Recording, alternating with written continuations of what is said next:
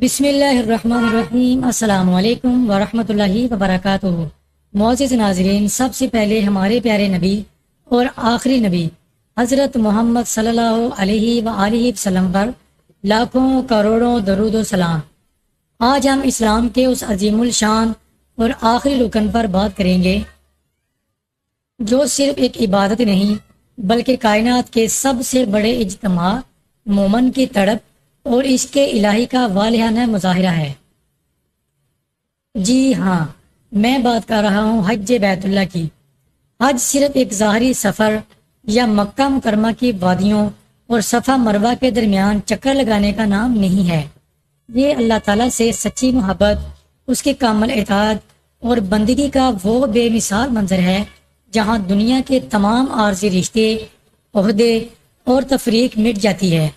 جب دنیا کے کونے کونے سے لاکھوں مسلمان اپنی قیمتی اور خوبصورت لباس اتار کر صرف 2 سفید بے سلی چادروں پر مشتمل احرام پہنتے ہیں تو بادشاہ اور فقیر، گورے اور کالے، عربی اور عجمی کا سارا فرق مٹی میں مل جاتا ہے۔ سب ایک ہی رنگ میں رنگ جاتے ہیں، سب کی زبان پر ایک ہی تسبیح ہوتی ہے اور سب اپنے رب کے حضور سر جھکا کر پکارتے ہیں، لبیک اللہم لبیک، لبیک لا شریک لک لبیک، ان الحمد والنعمت لک والملک لا شریک لک۔ میں حاضر ہوں، اے اللہ میں حاضر ہوں، تیرا کوئی شریک نہیں، تمام تعریفیں اور نعمتیں تیرے ہی لیے ہیں اور بادشاہی بھی تیری ہے۔ معزز ناظرین، حج کی فضیلت اس قدر عظیم اور بلند ہے کہ ہمارے پیارے نبی احمد مجتبیٰ حضرت محمد مصطفیٰ صلی اللہ علیہ وآلہ وسلم نے مخلصانہ اور مقبول حج کے بدلے سیدھی جنت کی بشارت دی ہے۔ روایت ہے کہ رسول اللہ صلی اللہ علیہ وآلہ وسلم نے فرمایا، اور حج مبرور وہ مقبول حج جو گناہوں، دکھاوے اور برائیوں سے پاک ہو کا بدلہ صرف اور صرف جنت ہی ہے۔ سبحان اللہ! ذرا دل کی گہرائیوں سے سوچئے، ایک گناہ گار انسان کے لیے اس فانی دنیا میں اس سے بڑا انعام، اس سے بڑی کامیابی اور کیا ہو سکتی ہے کہ اس کا خالق و مالک اس سے راضی ہو جائے اور اسے ہمیشہ رہنے والی جنت کا پروانہ تھما دے۔ بات صرف جنت پر ہی ختم نہیں ہوتی بلکہ سچے دل سے کیا گیا حج انسان کی پچھلی تمام زندگی کے گناہوں کو اس طرح ڈھو ڈالتا ہے جس طرح وہ ابھی اس دنیا میں پاک صاف ہو کر آیا ہو۔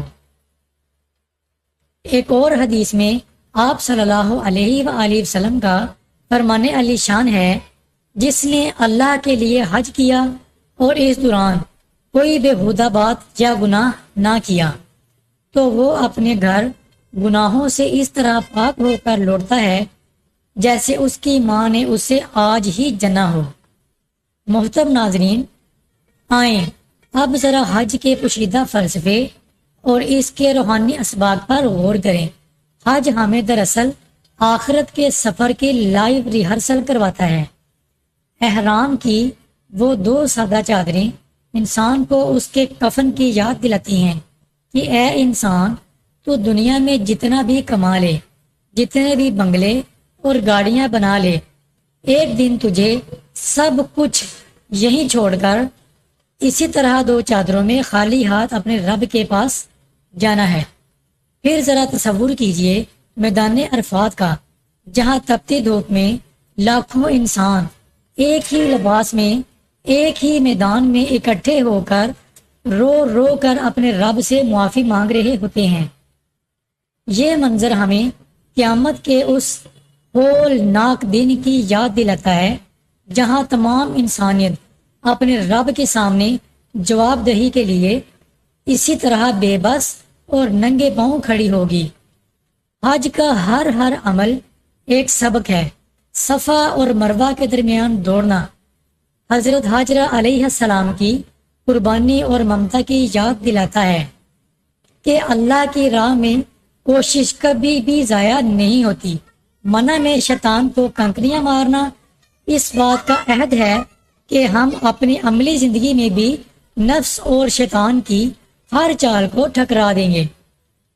معزز ناظرین، یہ عظیم عبادت انسان کے اندر سے آنا، ضد، برادری کا گھمنڈ، غرور اور تکبر ہمیشہ کے لیے ختم کر دیتی ہے۔ یہ مسلمان کو ایک لڑی میں پروتی ہے اور اخوت و بھائی چارے کا درس دیتی ہے۔ یہی وجہ ہے کہ اسلام نے اس کی اہمیت پر بہت سخت زور دیا ہے۔ جو لوگ مالی اور جسمانی طور پر اس مقدس سفر کی استطاعت رکھتے ہیں، ان پر زندگی میں ایک بار حج کرنا فرض ہے، اور اس میں بلا وجہ دیر کرنا سخت محرومی اور گناہ کا باعث ہے۔ آخر میں اللہ رب العزت کے حضور یہ دعا کرتا ہوں کہ وہ ہم سب کے دلوں میں اپنے گھر کی سچی تڑپ پیدا فرمائے۔ جن بھائیوں اور بہنوں نے ابھی تک حج نہیں کیا، اللہ تعالیٰ ان کے لیے غیب سے اسباب پیدا فرمائے۔ ہمیں بار بار اپنے گھر اور اپنے پیارے نبی صلی اللہ علیہ وآلہ وسلم کے روزہ مبارک کی باادب حاضری نصیب فرمائے، اور ہماری تمام عبادات کو اپنی بارگاہ میں قبول و منظور فرمائے۔ وما علینا الا البلاغ المبین، جزاکم اللہ خیرا۔ اس طرح کی اسلامک انفارمیٹیو ویڈیوز دیکھنے کے لیے ہمارے چینل کو سبسکرائب کریں۔